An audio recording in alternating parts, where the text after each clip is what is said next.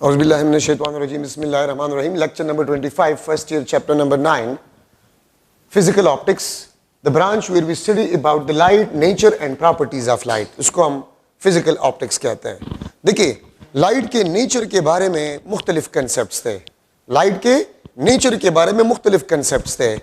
Pluto theory क्या था? Pluto ने ये कहा था कि human I is the source of light.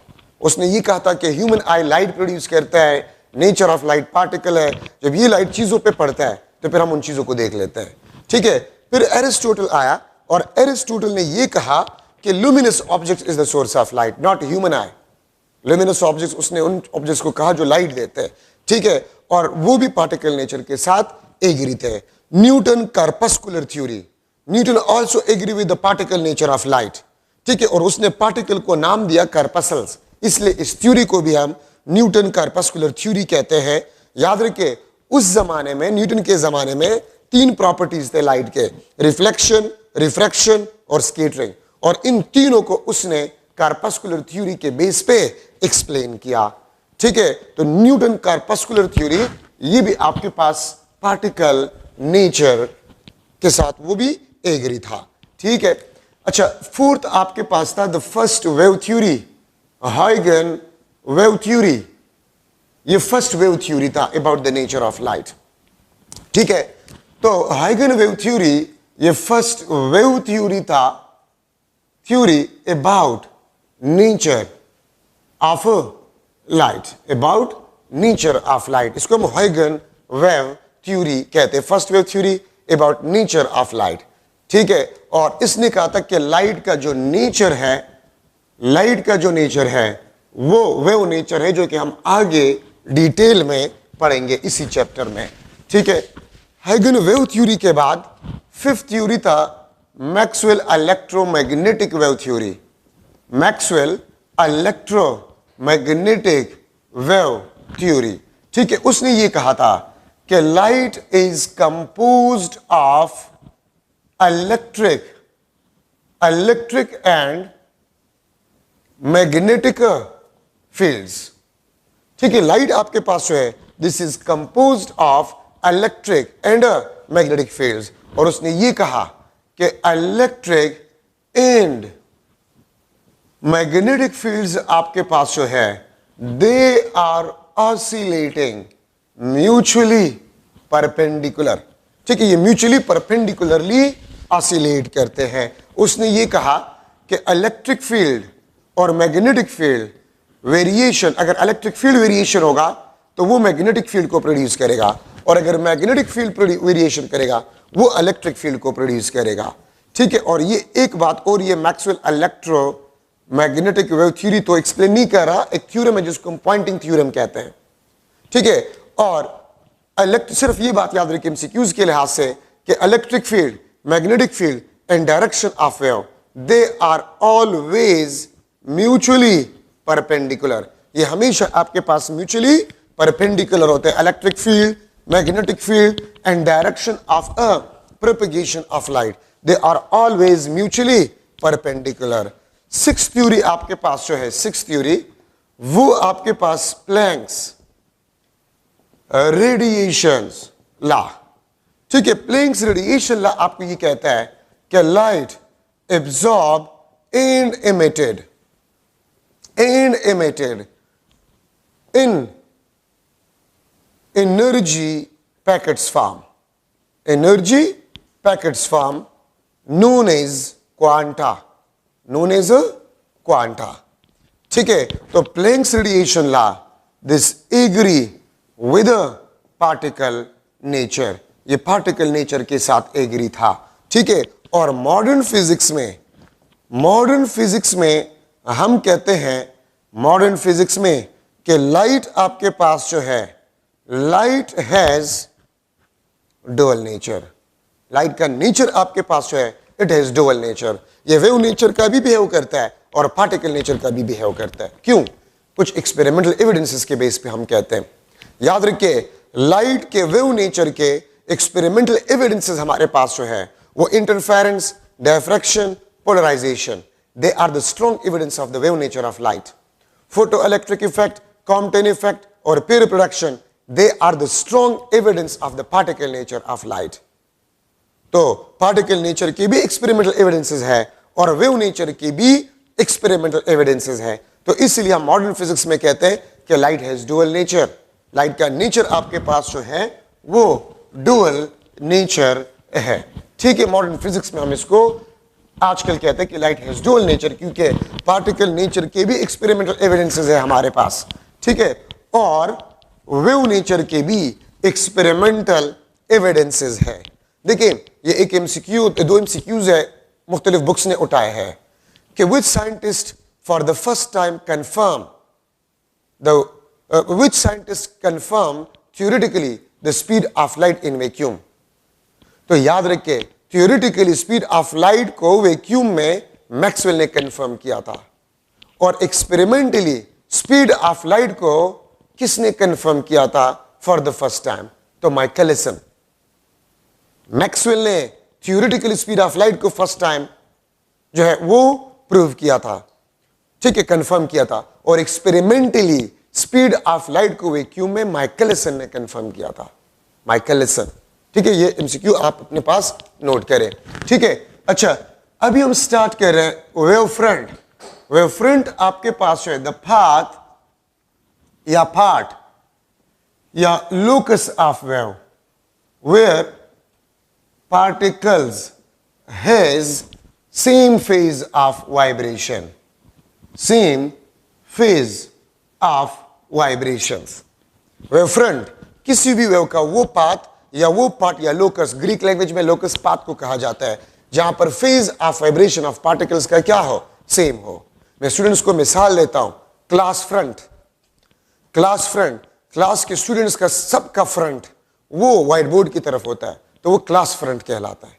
तो वेव फ्रंट वो पार्ट, वो पाथ या वो लोकस जहां पर पार्टिकल्स का फेज ऑफ वाइब्रेशन क्या हो? सेम हो, उसको बेसिकली हम वेव फ्रंट कहते हैं। इसको हम क्या कहते हैं? वेव फ्रंट कहते हैं। ठीक है, number first spherical wave front.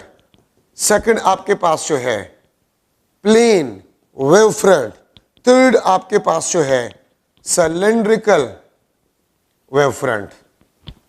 ठीक है, स्फेरिकल वेव फ्रंट, अगर particles lie on spherical surface, ठीक है, और मैं ब्रैकेट में लिख लेता हूं इमेजिनरी, अगर पार्टिकल्स जो है वो इमेजिनरी सरफेस ऑफ स्फीयर पे लाई करे, उसको हम स्फेरिकल वेव फ्रंट कहते हैं। और ये बात याद रखिए, पॉइंट सोर्स, ये भी एमसीक्यू पॉइंट है, point source produces spherical wave front. ठीक है, प्लेन वेव फ्रंट, अगर particles lie on imaginary surface of a plane, on imaginary surface of plane, इसको हम प्लेन वेव फ्रंट कहते हैं। ठीक है, और ये बात याद रखिए, spherical wave front at far distance becomes plane wave front। spherical wave front आपके पास जो है वो far distance पे प्लेन वेव फ्रंट का बिहेव करता है। ठीक है, ये आप देख सकते हैं, ये आपके पास स्फेरिकल वेव फ्रंट है, इसका अगर इतना पार्ट आपको नजर आ रहा है तो ये आपके पास प्लेन वेव फ्रंट है। ठीक है, तो स्फेरिकल वेव फ्रंट अगर particles imaginary surface of a sphere पे लाई कर रहे हैं तो फिर वेव फ्रंट को हम स्फेरिकल वेव फ्रंट कहते हैं। प्लेन वेव फ्रंट अगर पार्टिकल किसी इमेजिनरी सरफेस पे लाई कर रहे हैं, अगर आप एक रॉड को ले, रॉड को, और आप उसको वाटर में पीरियडिकली डिप करें तो प्लेन वेव फ्रंट वो प्रोड्यूस करेगा। Spherical wave front at far distance plane wave front बन जाता है। जिस तरह आपको जमीन नजर आता है, ठीक है, प्लेन नजर आता है आपको, लेकिन जमीन स्फेरिकल का है बेसिकली। ठीक है, तो इस तरह spherical wave front at far distance वो आपको प्लेन वेव फ्रंट नजर आता है। ठीक है, सिलेंड्रिकल वेव फ्रंट आप, अच्छा एक और चीज, अगर कन्वेक्स लेंस के फोकस पॉइंट पे, ठीक है, अगर कन्वेक्स लेंस के फोकस पॉइंट पे आप लाइट सोर्स को रख ले तो ये प्लेन वेव फ्रंट को प्रोड्यूस करेगा। ये plane wave front parallel beam of light, parallel beam of light, ये प्लेन वेव फ्रंट कहलाता है। ठीक है, और अगर पार्टिकल्स आपके पास जो है, particles lie on imaginary surface of cylinder, ठीक है, particles lie on imaginary surface of cylinder, इसको हम सिलेंड्रिकल वेव फ्रंट कहते हैं। किस तरह सिलेंड्रिकल वेव फ्रंट आपके पास किस तरह बनते हैं, इस चैप्टर में याद रखें, आपको स्लिट्स के बारे में आपको बहुत ज्यादा देखने को मिलेगा। स्लिट का मतलब क्या होता है, स्मॉल ओपनिंग, स्मॉल ओपनिंग, ये आपके पास स्लिट, ठीक है, दिस इज स्लिट, ये आपके पास D, opening of the slit, इस डी को हम कहते हैं this is the opening or width of slit, इसको हम ओपनिंग या विड्थ ऑफ स्लिट कहते हैं, ठीक है। और डी आपके पास है, this is comparable to the wavelength of light, D आपके पास है, this is comparable to the wavelength of light. तो स्लिट स्मॉल ओपनिंग।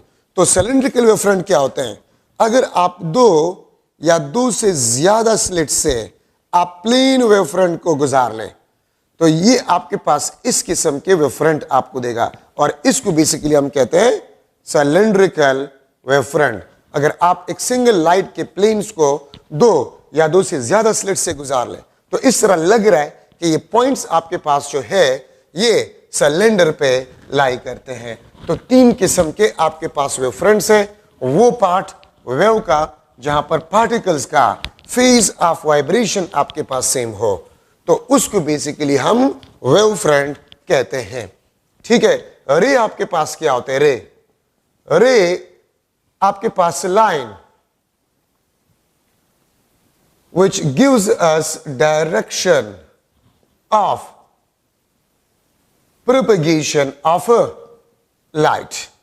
रे आपके पास जो होता है this is always perpendicular to the plane, to the wave front, sorry, always perpendicular to the wave front, ठीक है। ये आप देख सकते हैं, लेट्स सपोज ये आपके पास वेव फ्रंट है और ये आपके पास लाइट सोर्स है, तो यहां से आप परपेंडिकुलर ड्रा करें, ये आपके पास रे कहलाता है, ठीक है। ये आपको direction of propagation of light देता है, ठीक है, और ये हमेशा वेव फ्रंट के परपेंडिकुलर होता है। या मैं इस तरह भी लिख सकता हूं, it combines same phase particles, ये सेम फेज पार्टिकल्स को कंबाइन करते या मिलाता है, ठीक है। यहां पर जो पार्टिकल होगा, यहां पर जो पार्टिकल होगा, ठीक है, इनका फेज सेम होगा, इन पार्टिकल्स का फेज सेम होगा। देखिए ये लाइन इसको मिला रही है, ये लाइन इसको मिला रहे हैं, इसको हम रे कहते हैं। और कॉम्बिनेशन ऑफ रेज उसको हम पेंसिल कहते हैं, ठीक है, रेज इसको हम क्या कहते हैं, पेंसिल कहते हैं, ठीक है। अच्छा, मोनोक्रोमेटिक लाइट,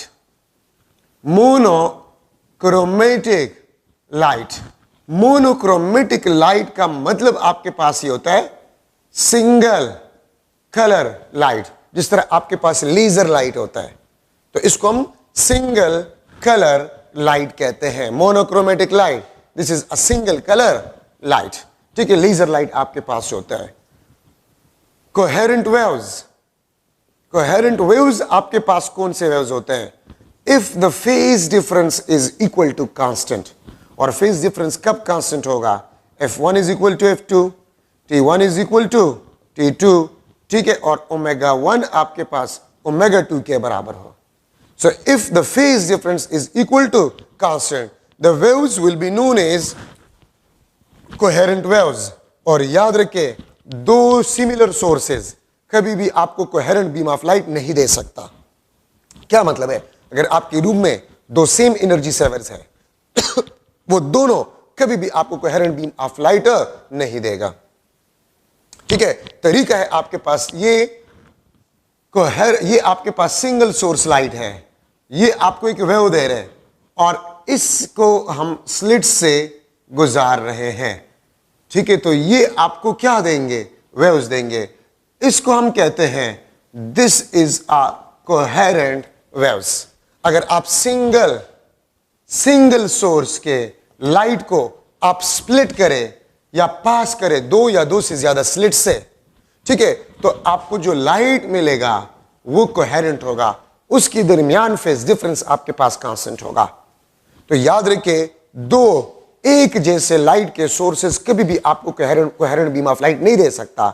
अगर सिंगल सोर्स के लाइट को आप दो या दो से ज्यादा स्लिट से गुजार ले तो वो आपको कोहेरेंट बीम ऑफ लाइट देगा, अप्रोक्सीमेटली कोहेरेंट। ना 100% मोनोक्रोमेटिक लाइट पॉसिबल है, ना 100% कोहेरेंट पॉसिबल है, लेकिन हम ये कहते हैं nearly coherent beam of light को प्रोड्यूस करेगा। ठीक है, अच्छा आपके पास है Huygen wave theory. This is the first wave theory, this is the first wave theory about nature of light.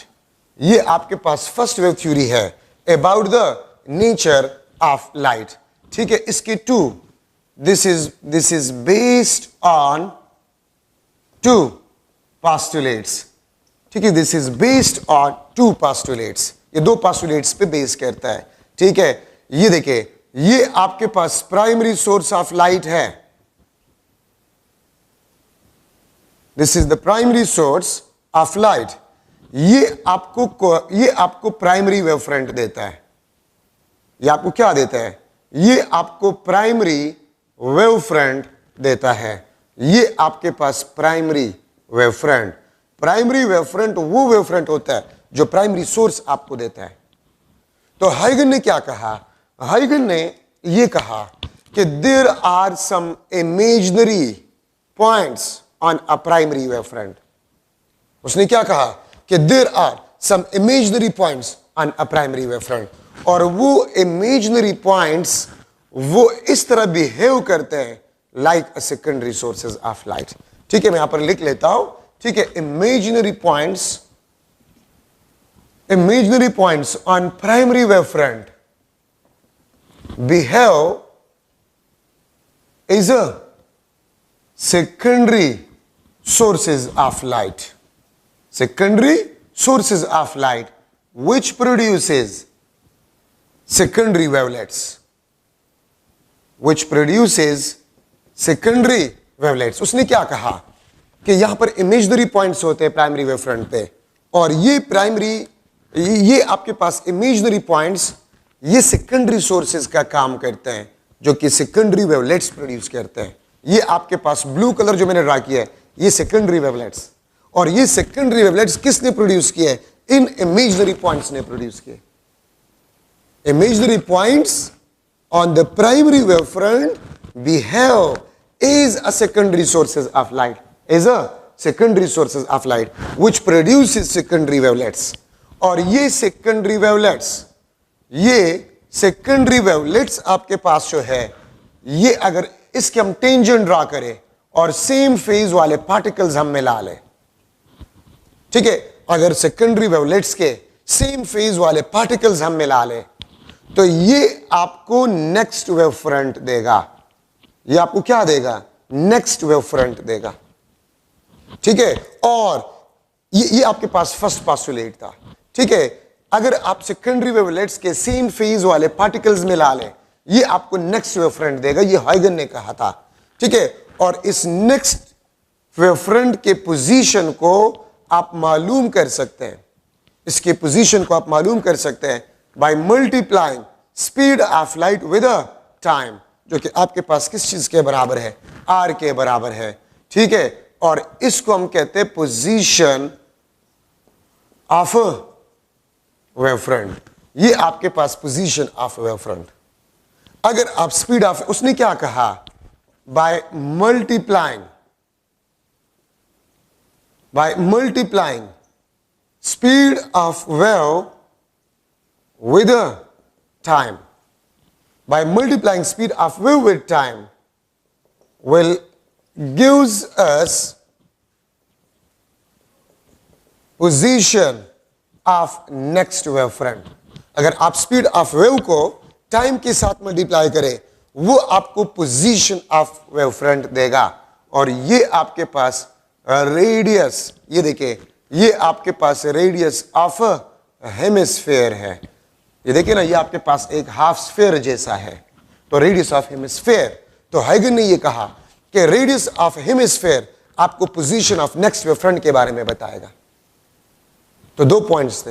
एक पॉइंट आपके पास ये था कि प्राइमरी वेव फ्रंट पे इमेजिनरी पॉइंट्स होंगे और वो imaginary points secondary sources of light का बिहेव करेंगे, जो कि सेकेंडरी वेवलेट्स को प्रोड्यूस करेंगे। और ये सेकेंडरी वेवलेट्स आपके पास जो है ये आगे जाकर नेक्स्ट वेवफ्रंट को बनाएगा। अगर सेकेंडरी वेवलेट्स के सेम फेज वाले पार्टिकल्स आप एक टेंजेंट के जरिए से मिला लें, एक टेंजेंट के जरिए से मिला लें, तो ये नेक्स्ट वेवफ्रंट को बनाएगा। और वो नेक्स्ट वेवफ्रंट आपके पास जो है उसकी पोजीशन को मालूम करने के लिए आप स्पीड ऑफ वेव को टाइम के साथ मल्टीप्लाई करें।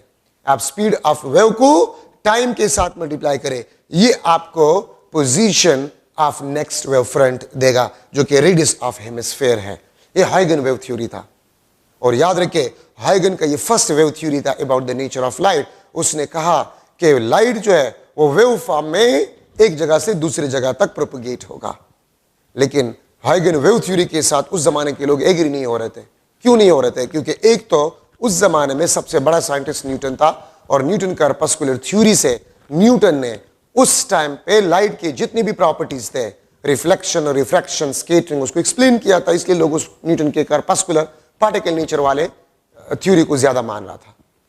और दूसरा क्वेश्चन लोगों ने ये किया, क्योंकि उस जमाने में जितनी भी वेव्स थे उसका वो मैकेनिकल वेव्स थे, और मैकेनिकल वेव्स के लिए मीडियम का होना जरूरी होता है। तो लोगों ने हाइगन से ये क्वेश्चन किया कि अगर आप कहते हैं कि लाइट का नेचर वेव नेचर का है, तो फिर वेव के लिए तो मीडियम का होना जरूरी होता है। उस जमाने में मैकेनिकल वेव्स थे, इस इलेक्ट्रोमैग्नेटिक वेव का कंसेप्ट नहीं था।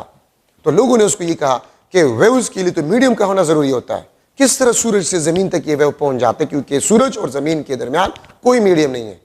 तो फिर हाइगन ने इसका जवाब लोगों को ये दिया कि इस यूनिवर्स में एक परपेचुअल ईथर, एक परपेचुअल मीडियम है जिसको परपेचुअल ईथर का नाम दिया गया।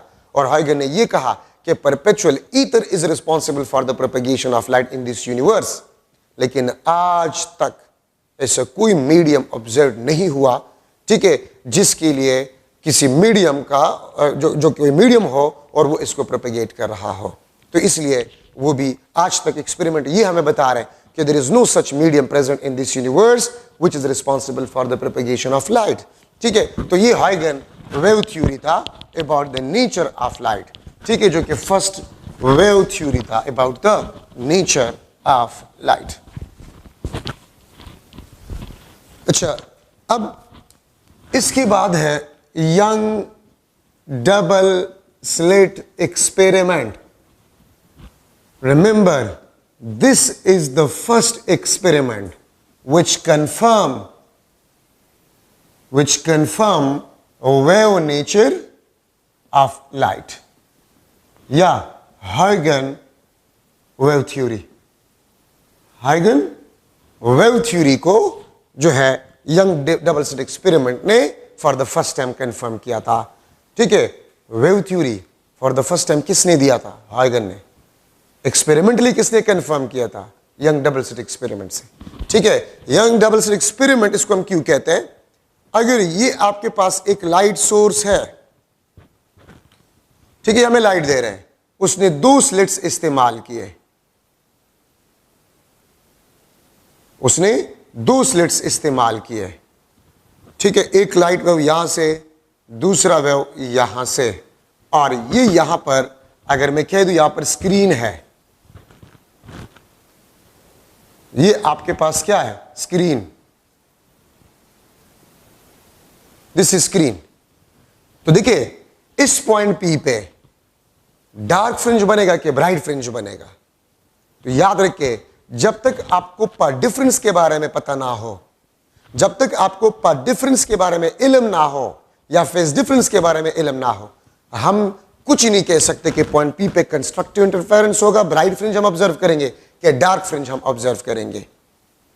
ठीक है, ये बात याद रखिए। हमने इंटरफेरेंस को पढ़ा था, यहां पर मैं लिख लेता हूं, इंटरफेरेंस को मैं लिख लेता हूं। इंटरफेरेंस आपके पास होते वही डिफिनीशन है, the effect produced due to superposition of a wave.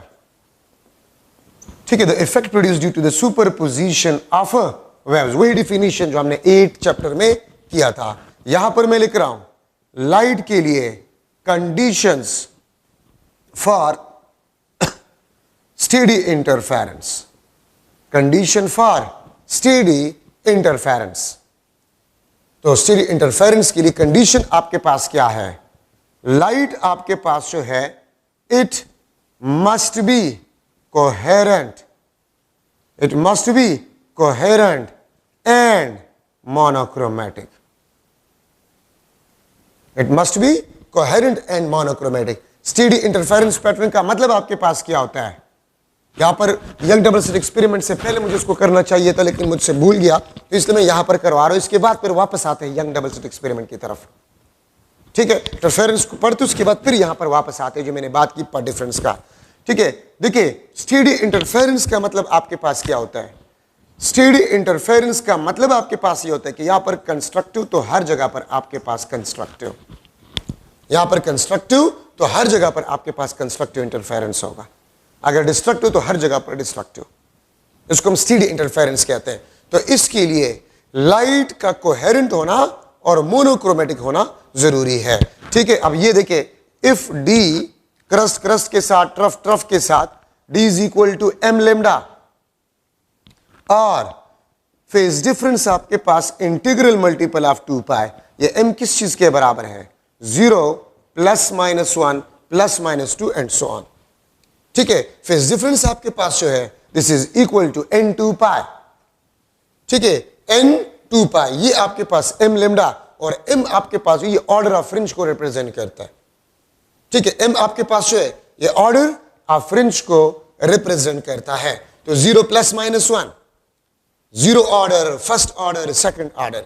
ठीक है, तो देखिए आपके पास 1 lambda, 2 lambda, 3 lambda, 4 lambda, 5 lambda, जो कि 8 चैप्टर में मैं आपको बता चुका हूं कि अगर path difference integral multiple of wavelength हो, इंटीग्रल मल्टीपल ऑफ वेवलेंथ हो, तो कंस्ट्रक्टिव इंटरफेरेंस होगा 1 lambda, 2 lambda, 3 lambda, 4 lambda, 5 lambda, 6 lambda, तो फिर कंस्ट्रक्टिव इंटरफेरेंस होगा और हम ब्राइट फ्रिंज को ऑब्जर्व करेंगे, ब्राइट फ्रिंज, ब्राइट स्पॉट को हम ऑब्जर्व करेंगे। और अगर फेज डिफरेंस आपके पास इंटीग्रल मल्टीपल ऑफ 2 पाई हो, 2 पाई, 4 पाई, 6 पाई, 8 पाई, तो क्रस्ट क्रस्ट के साथ होगा, ट्रफ ट्रफ के साथ होगा। तो ये कंडीशंस आपके पास है, ये वाले कंडीशन, ये कंस्ट्रक्टिव इंटरफेरेंस का आपके पास है। ठीक है, और अगर डी आपके पास जो है, अगर डी आपके पास m प्लस 1/2 लेमडा हो, फेज डिफरेंस आपके पास वो 2n प्लस 1 पाई, n आपके पास 0 1 2 3, m आपके पास 0 प्लस माइनस 1 प्लस माइनस 2, तो ये कंडीशन आपके पास डिस्ट्रक्टिव इंटरफेरेंस का है। और डिस्ट्रक्टिव इंटरफेरेंस अगर होगा तो हम डार्क फ्रिंज को ऑब्जर्व करेंगे, कंस्ट्रक्टिव इंटरफेरेंस में हम ब्राइट फ्रिंज को ऑब्जर्व करेंगे। अच्छा, ये ऑर्डर ऑफ फ्रिंज को मैं थोड़ा सा आपको बता रहा हूं। 0 ऑर्डर फ्रिंज कौन सा फ्रिंज होगा? याद रखिए, लाइट सोर्स के सामने जो फ्रिंज होगा वो 0 ऑर्डर फ्रिंज होगा। अब देखिए, ये लाइट सोर्स है, इसके सामने जो फ्रिंज होगा ये आपके पास 0 ऑर्डर फ्रिंज होगा। लाइट सोर्स के सामने जो फ्रिंज होगा ये आपके पास 0 ऑर्डर फ्रिंज होगा। ठीक है, इसके ऊपर +1, नीचे -1, ऊपर +2, नीचे -2, +1 हो या -1 हो, इसको हम फर्स्ट ऑर्डर कहते हैं। +2 हो, -2, इसको हम सेकंड ऑर्डर कहते हैं। ये 0 ऑर्डर, ये +-1 फर्स्ट ऑर्डर, ये सेकंड ऑर्डर। अगर इस तरह फ्रिंजेस आपके पास बनते हैं, लेट्स सपोज ये 0 ऑर्डर, ये आपके पास फर्स्ट ऑर्डर, ये भी आपके पास फर्स्ट ऑर्डर, ये आपके पास +2, ये आपके पास -2, ये भी सेकंड ऑर्डर, ये भी सेकंड ऑर्डर। तो 0 के ऊपर को पॉजिटिव कहा जाता है, 0 के नीचे वाले को माइनस, लेकिन ये भी फर्स्ट, ये भी फर्स्ट ऑर्डर, ये भी सेकंड, ये भी सेकंड ऑर्डर। ठीक है, तो लाइट सोर्स के सामने जो फ्रिंज होता है इसको हम 0 ऑर्डर फ्रिंज कहते हैं। तो हमने 8 चैप्टर में जो कंडीशंस पढ़े थे कि अगर path difference integral multiple of wavelength lambda 0 lambda 2 lambda 3 lambda 4 lambda 5 lambda 6 lambda, तो क्रस्ट क्रस्ट के साथ होगा, ट्रफ ट्रफ के साथ होगा, कंस्ट्रक्टिव इंटरफेरेंस होगा, हम ब्राइट फ्रिंज को ऑब्जर्व करेंगे। और अगर path difference lambda by 2, 3 lambda by 2, 5 lambda by 2, 7 lambda by 2, ठीक है, 9 lambda by 2 means odd multiple of half of wavelength, तो क्रस्ट ट्रफ के साथ होगा, ट्रफ क्रस्ट के साथ होगा। और हम डिस्ट्रक्टिव इंटरफेरेंस को ऑब्जर्व करेंगे, और डिस्ट्रक्टिव इंटरफेरेंस में हम डार्क फ्रिंज को ऑब्जर्व करेंगे। तो इंटरफेरेंस डिस्कशन वही है जिस तरह हमने 8 चैप्टर में डिस्कस किया हो। तो देखिए मैंने यंग डबल स्लिट एक्सपेरिमेंट में आपको बताया था कि जब तक आपको पार्ट डिफरेंस का इल्म ना हो, हम ये नहीं कह सकते कि इंटरफेरेंस कंस्ट्रक्टिव होगा कि डिस्ट्रक्टिव होगा। जब हमें पार्ट डिफरेंस का पता चल जाए तो फिर आप कह सकते हैं कि यहां पर कंस्ट्रक्टिव इंटरफेरेंस होगा कि डिस्ट्रक्टिव इंटरफेरेंस होगा। तो मैं यंग डबल स्लिट एक्सपेरिमेंट की तरफ वापस आता हूं। ये फर्स्ट एक्सपेरिमेंट है which confirm the wave nature of light या हाइगन वेव थ्योरी। ये लाइट सोर्स, ये आपके पास वेव आ रहा है, ठीक है, ये स्प्लिट हो गया है, ये एक, ये दूसरा। तो अगर आप यहां से परपेंडिकुलर ड्रा करें और ये आपके पास हो गया, ये आपके पास डी, दिस इज डी, ये आपके पास थीटा, तो आप देख सकते हैं ये आपके पास path difference, this is D Y, ये पार्ट डिफरेंस, ये डी एक्स। तो डी वाई आपके पास जो है this is the path difference. मैं अगर आपको थोड़ा सा यहां से समझा दूं, आप ये देखिए, अगर एक वेव यहां से जा रहा है, दूसरा वेव यहां से जा रहा है, तो मैं क्या करूंगा, मैं परपेंडिकुलर को ड्रा करूंगा, यहां से मैं परपेंडिकुलर को ड्रा करूंगा। तो जब आप परपेंडिकुलर को ड्रा करते हैं, ये आपके पास पाथ डिफरेंस आ जाएगा। यहां से मैंने परपेंडिकुलर क्यों ड्रा किया, पाथ डिफरेंस। तो यहां से अगर आप परपेंडिकुलर ड्रा करें तो ये आपके पास डी वाई, ये पाथ डिफरेंस है इन दो वेव्स के दरमियान, ये आपके पास पाथ डिफरेंस है, ठीक है। तो यंग डबल स्लिट एक्सपेरिमेंट में पाथ डिफरेंस आपके पास जो है this is D Y and D Y is equal to D sine theta. This is the path difference in दो रेडिएशंस के दरमियान, इन दो वेव्स के दरमियान। पाथ डिफरेंस आपके पास जो है D Y and D Y is equal to D sine theta. If D sine theta is equal to M lambda, अगर ये D Y D sine theta ये अगर एम लेमडा के बराबर हो, तो यहां पर जो वेव्स होंगे वो कंस्ट्रक्टिव इंटरफेरेंस करेंगे। और अगर कंस्ट्रक्टिव इंटरफेरेंस, तो हम क्या ऑब्जर्व करेंगे, ब्राइट फ्रिंज। इस पॉइंट पी पे हम ब्राइट फ्रिंज को ऑब्जर्व करेंगे, ठीक है। और अगर D sine theta M plus 1/2 lambda के बराबर हो, एम प्लस 1/2 लेमडा के बराबर हो, तो डिस्ट्रक्टिव इंटरफेरेंस आपके पास होगा, ठीक है। और अगर डिस्ट्रक्टिव इंटरफेरेंस होगा तो हम इस पॉइंट पी पे डार्क फ्रिंज को ऑब्जर्व करेंगे। तो मैंने आपको यंग डबल स्लिट एक्सपेरिमेंट के स्टार्ट में बताया था कि जब तक आपको पार्ट डिफरेंस का पता ना हो, तो आप ये नहीं कह सकते कि पॉइंट पी पे आप ब्राइट फ्रिंज को ऑब्जर्व करेंगे कि आप डार्क फ्रिंज को ऑब्जर्व करेंगे, आप ये नहीं कह सकते जब तक आपको पार्ट डिफरेंस का इल्म ना हो, ठीक है। जब तक आपको पार्ट डिफरेंस का इल्म ना हो, तो पॉइंट पी पे आप ये नहीं कह सकते कि ब्राइट फ्रिंज बनेगा कि डार्क फ्रिंज बनेगा, ठीक है। अगर पार्ट डिफरेंस एम लेमडा के बराबर हो तो पॉइंट पी पे ब्राइट फ्रिंज बनेगा। अगर path difference odd multiple of half of wavelength हो तो डिस्ट्रक्टिव इंटरफेरेंस होगा और पॉइंट पी पे आपके पास जो है डार्क फ्रिंज आप ऑब्जर्व करेंगे, ठीक है। तो ये आपके पास यंग डबल स्लिट एक्सपेरिमेंट में पार्ट डिफरेंस की बातें आपके पास आ गए, ठीक है। अच्छा, यंग ने क्या किया, बाकायदा फ्रिंजेस को मालूम करने के लिए फॉर्मूला डिराइव किया। देखिए ये आपके पास जीरो ऑर्डर फ्रिंज है, ये आपके पास जीरो ऑर्डर फ्रिंज है, और ये आपके पास एमथ ऑर्डर है।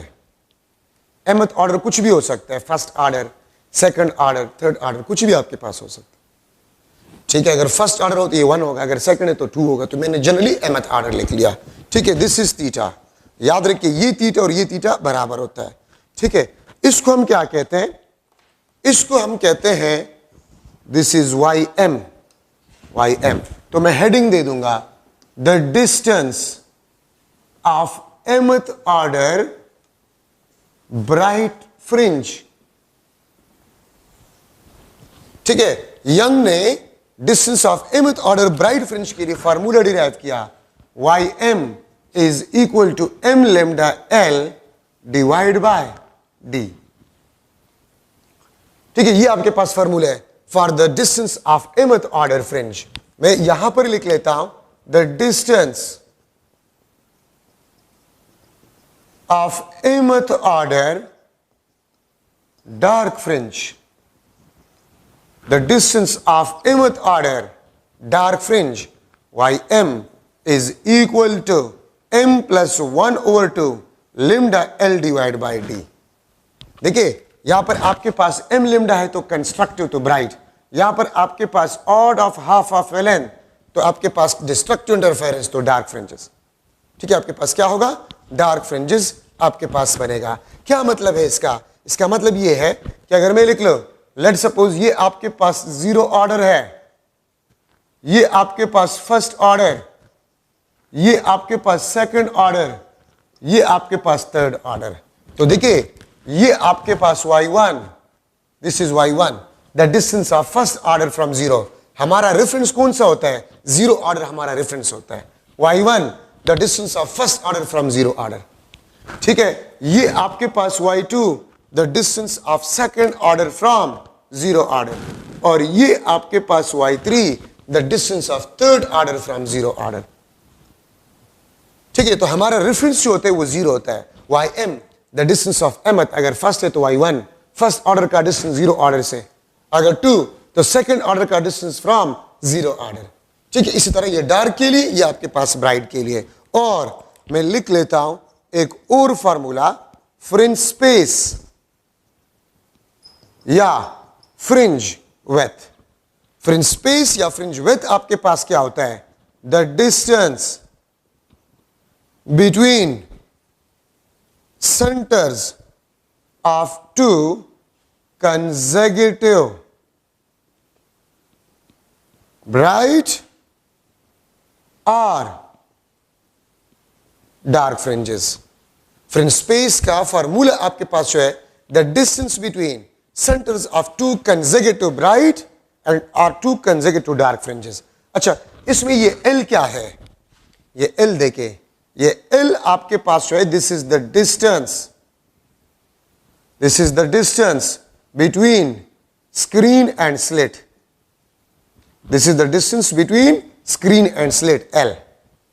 ठीक है, और स्मॉल d आपके पास है, ये ओपनिंग ऑफ द स्लिट है जो कि स्टार्ट में मैंने आपको बता दिया है। तो फ्रिंज स्पेस का फॉर्मूला क्या बन जाएगा? Delta y lambda l divide by d।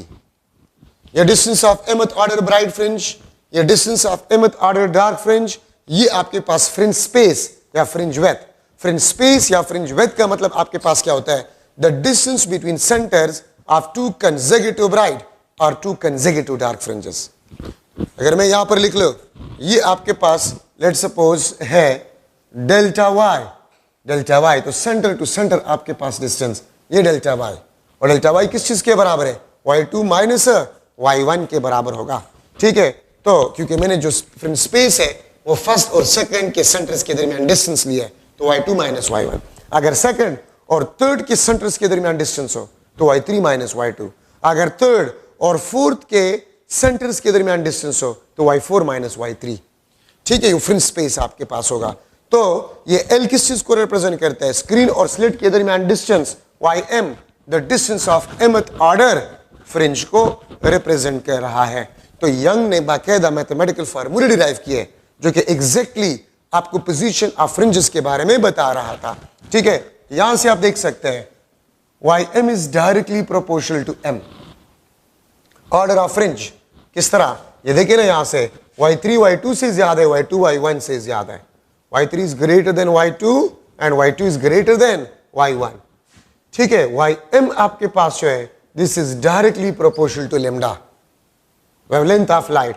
ym आपके पास जो है, this is directly proportional to L। ym आपके पास जो है, this is inversely proportional to D।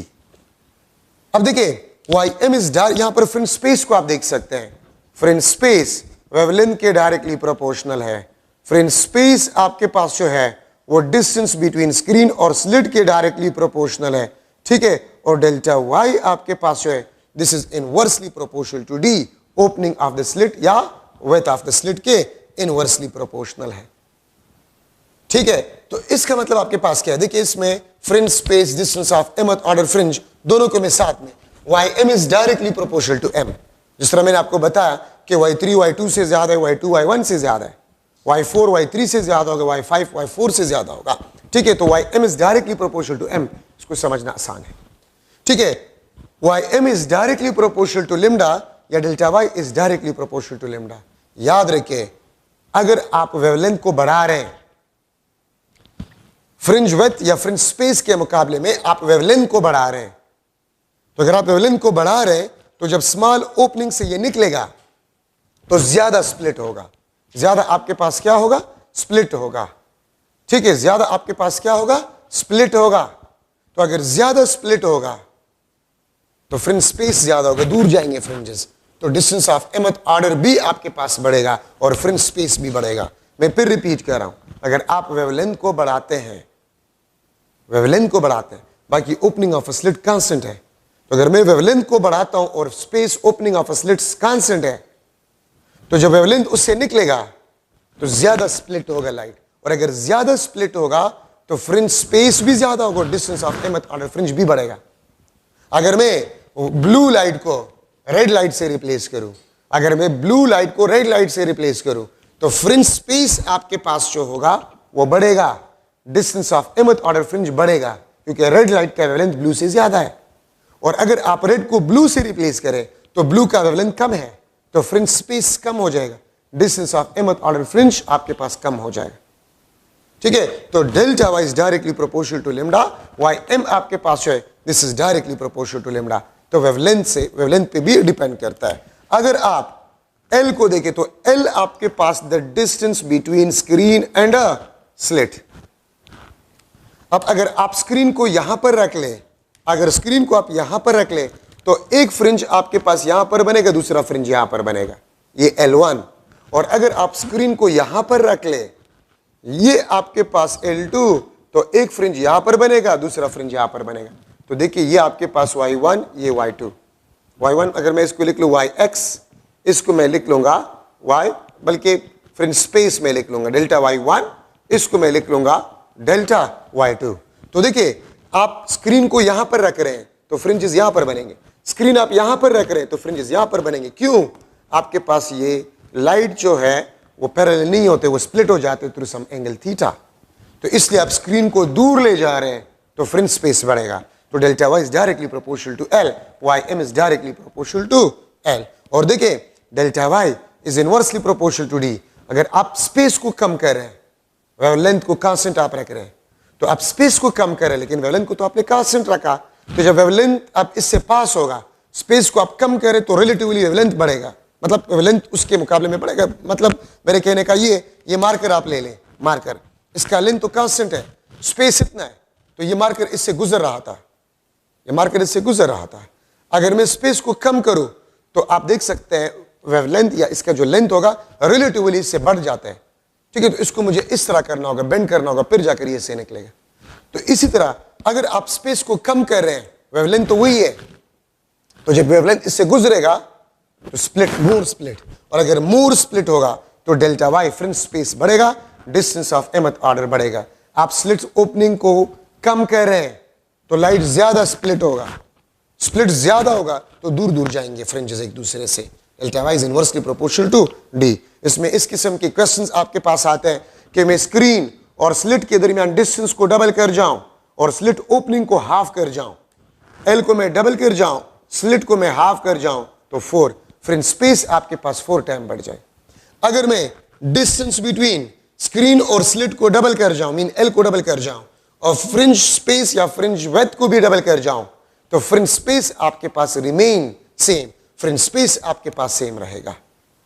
इस तरह भी मैं आपको कह सकता हूं, अगर मैं यंग डबल स्लिट एक्सपेरिमेंट के अरेंजमेंट को वाटर में ले जाऊं, what will happen to the fringe space? तो अगर आप वाटर में ले जाए तो वेवलेंथ डिक्रीज होता है। जब वेवलेंथ डिक्रीज होता है तो distance of mth order fringe भी डिक्रीज होगा और फ्रिंज स्पेस भी डिक्रीज होगा, क्योंकि वाटर में वेवलेंथ लाइट का वेवलेंथ कम होता है तो फ्रिंज स्पेस कम हो जाएगा। और वाटर से आप यंग डबल स्लिट एक्सपेरिमेंट को बाहर निकाल लें तो वेवलेंथ क्या हो जाते हैं, बढ़ जाते हैं, फ्रिंज स्पेस बढ़ेगा, फ्रिंज स्पेस बढ़ेगा। अगर आपसे इस तरह क्वेश्चन किया जाए, देखिए एक तो ये फार्मूले जरूरी है, L distance between screen slit and slit, D is the opening of the slit. इसमें आपके पास क्वेश्चंस आते हैं। अगर मैं यंग डबल स्लिट एक्सपेरिमेंट में व्हाइट लाइट को इस्तेमाल करूं, व्हाइट लाइट को, तो हम क्या ऑब्जर्व करेंगे? अगर आप व्हाइट लाइट को ऑब्जर्व इस्तेमाल करें यंग डबल स्लिट एक्सपेरिमेंट में, तो सेंट्रल फ्रिंज व्हाइट होगा और बाकी फ्रिंजेस कलरफुल होंगे। अगर आप यंग डबल स्लिट एक्सपेरिमेंट में व्हाइट लाइट को इस्तेमाल करें तो सेंट्रल फ्रिंज व्हाइट होगा और बाकी कलरफुल फ्रिंजेस होंगे। ठीक है, ये बात आप लोग याद रखें। तो ये आपके पास फार्मूले हो गए। अब यहां पर मैं लिख रहा हूं कि अगर मैं डाइक्रोमेटिक लाइट यूज करूं, dichromatic light, red blue, red blue, ठीक है, अगर मैं डाइक्रोमेटिक लाइट का इस्तेमाल करूं विच इज रेड ब्लू, ठीक है, तो आपको पता है कि रेड का जो वेवलेंथ है वो ब्लू से ज्यादा होता है। ठीक है, तो मैं रेड और ब्लू को इस्तेमाल कर रहा हूं। जीरो ऑर्डर आपके पास होगा, ब्लू और रेड का जीरो ऑर्डर एक दूसरे पे ओवरलेप करेगा। ये रेड है, ये ब्लू, +1, ठीक है, ये भी आपके पास +1, सही है, ये आपके पास +2, ये भी आपके पास +2। तो देखिए अगर मैं एमसीक्यू में लिख लो कि a dichromatic red blue light is used in Young double slit experiment, then the second order red fringe will be dash the second order blue fringe। तो याद रखिए second order red fringe blue के second order के ऊपर बनेगा और blue second order वो red के नीचे। देखिए ब्लू फ्रिंजेस वो रेड के नीचे बनेंगे और रेड फ्रिंजेस ब्लू के ऊपर बनेंगे। क्यों? क्योंकि रेड का वेवलेंथ ज्यादा है, तो y for red will be greater than delta y for blue. Fringe space for red will be greater than the fringe space for blue. तो अगर आप डाइक्रोमेटिक लाइट को इस्तेमाल करें जो कि रेड ब्लू है, तो रेड फ्रिंजेस जो होंगे वो ब्लू के ऊपर बनेंगे, ठीक है, और ब्लू फ्रिंजेस जो है वो रेड फ्रिंजेस के नीचे बनेंगे, बिकॉज ऑफ फ्रिंज स्पेस। आपको पता है कि fringe space directly proportional to wavelength, directly proportional to wavelength है। अच्छा, इस किस्म के एमसीक्यूज अगर आप बुक में देखें तो बुक में भी आपके पास इस किस्म के एमसीक्यूज है। Overlapping of fringes, overlapping of fringes, इससे एमसीक्यूज आपके पास आते हैं। अगर मैं लिख लो कि m lambda l divide by d this is equal to ym, ठीक है, तो ym ओवरलैपिंग के लिए आपके पास ym क्या होगा? Constant. For overlapping m lambda l will be constant. तो देखिए मैं लिख सकता हूं m lambda l divide by d is equal to constant. Overlapping का मतलब ये होता है एक दूसरे के ऊपर, ठीक है। अच्छा, अगर आपके पास l भी कांस्टेंट हो और d भी कांस्टेंट हो, ये कांस्टेंट हो, तो फिर मैं लिख लूंगा कि m lambda आपके पास है it is equal to constant. m lambda is equal to constant, और यहां से मैं लिख सकता हूं कि वेवलेंथ आपके पास होगा, ये ऑर्डर ऑफ फ्रिंज के इनवर्सली प्रोपोर्शनल होगा। λ1 divide by λ2 will be equal to m2 divide by m1, ठीक है। और ये याद रखे, ये आपके पास ओवरलैपिंग